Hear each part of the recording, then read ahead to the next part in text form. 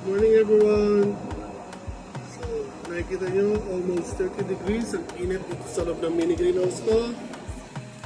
As of now, hindi ko pa sinisindihan ang wood stove ko. Usually pagkagabi ko lang ito ginagamit. Pero now, umaga pa lang, binuksan ko itong gas stove ko. Kasi makita nyo, basa yung mga halaman ko. Nagdilig ako.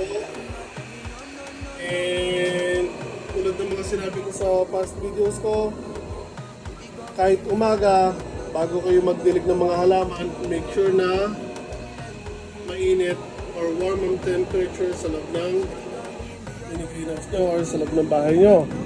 Dahil kung hindi, mamatay mga halaman nyo sa loob ng mini greenhouse.